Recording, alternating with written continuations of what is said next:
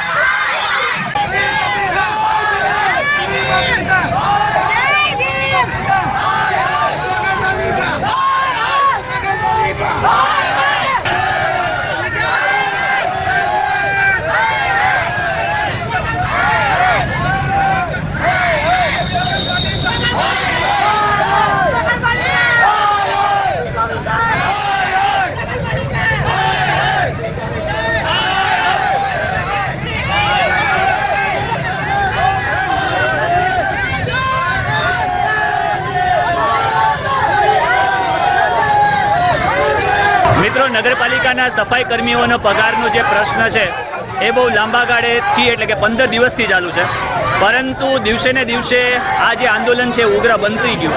અને જ્યારે પણ નગરપાલિકાની અંદર માંગરોળના કોઈ પણ એવા પ્રજા એવું કહે છે કે કચરાનો મોટો પ્રશ્ન છે, તો અહીંયાથી એવું કહેવામાં આવે છે કે અમારા જે સફાઈ કર્મીઓ છે એ હડતાલ ઉપર છે, પરંતુ હડતાલ જે છે હજી સુધી સંતોષાઈ નથી, કારણ કે આ લોકોના પગારનો જે પ્રશ્ન છે એ બહુ મોટો છે।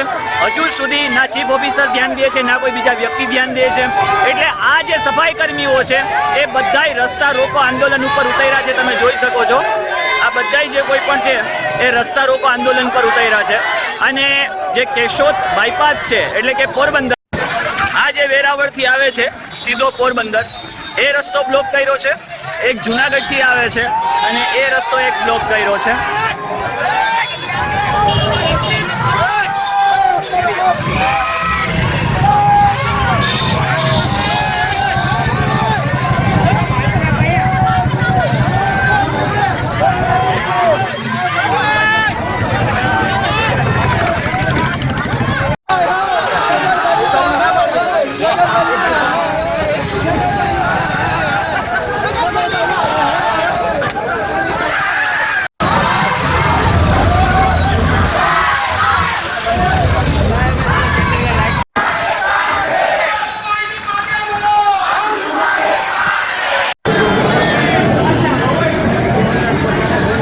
મિત્રો, આ લોકોનું જે આંદોલન છે 15 દિવસથી ચાલી રહ્યું હતું, પરંતુ એનું કોઈ નિરાકરણ ન આવ્યો હતો, જેથી કરીને પ્રમુખો છે એ વાલ્મીકી સમાજના તમામ લોકો અહીંયા પધાર્યા હતા અને આંદોલન છે ઉગ્ર બન્યું હતું। ત્યારે રસ્તા રોકો તમે અગાઉ જોયું, રસ્તા પણ રોક્યા હતા, પરંતુ માંગરોળ પોલીસે એ લોકોને સમજાવટથી અહીંયા ફરી પાછા નગરપાલિકાએ આવ્યા છે।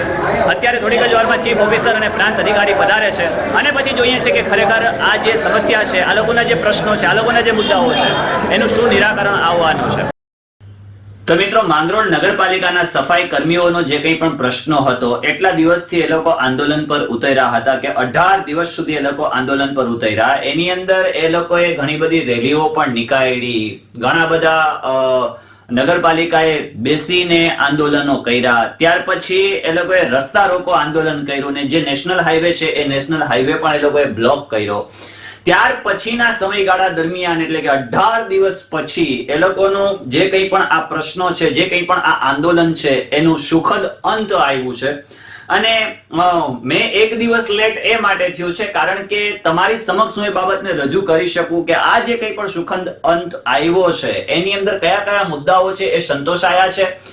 જે કે મળતી માહિતી મુજબની તમને વાત કરું તો સાંજના 6 વાગ્યાની આસપાસ એ લોકો કેશોદ પ્રાંત અધિકારીને મળવા માટે ગયા, ચીફ ઓફિસરને મળ્યા. ત્યાં જઈને એ લોકોએ વાતચીત કરી, ત્યાં જઈને એ લોકોના પ્રશ્નોને રજૂઆત કરી અને ત્યાર પછી જઈ અને આ કંઈક પ્રશ્નો હતા એ પ્રશ્નોનું નિરાકરણ આવ્યું છે. તો આપણે જોઈ લઈએ. જો ઓન સ્ક્રીન તમે જોઈ શકો છો કે રોજકામ છે માંગરોળ નગરપાલિકાનું જે લેટર પેડ છે એની ઉપર એ લોકોને લેખિતમાં બાંહેધરી આપવામાં આવેલી છે કે સમય સાંજના 6 કલાકે આજરોજ પ્રાંત કચેરી કેશોદ ખાતે વાલ્મીકી સમાજના આગેવાન તથા સફાઈ કામદારો નીચે મુજબની રજૂઆતો મળેલ છે. કદાચ મે બી તમને મારી પાસે જે ફોટો આવ્યો છે એ થોડો કહેવાય ને કે ઝાંખો આવ્યો છે, પરંતુ હું તમને વાંચીને સંભળાવી દઉં છું કે શું શું થયું છે એની અંદર.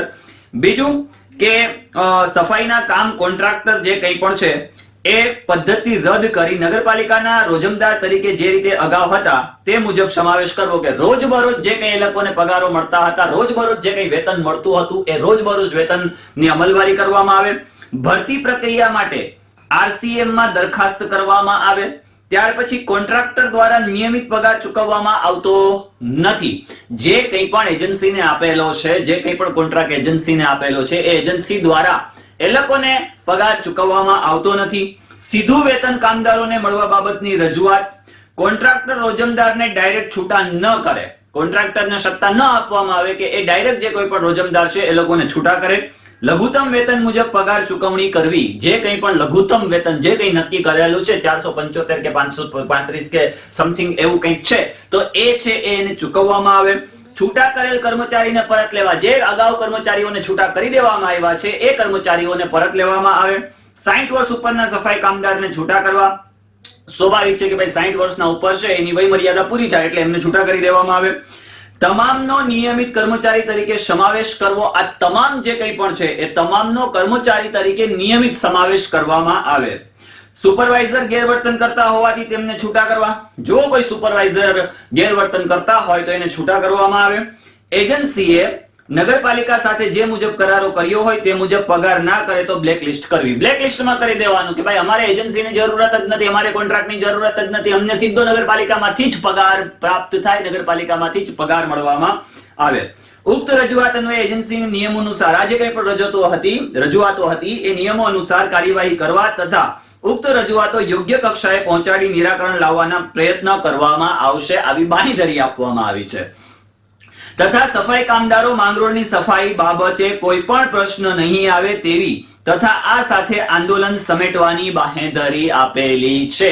એટલે કે હવે જે કંઈ પણ સફાઈ કર્મચારીઓ છે એ તમામ જે કંઈ પણ કર્મચારીઓ કામે લાગી ચૂક્યા છે.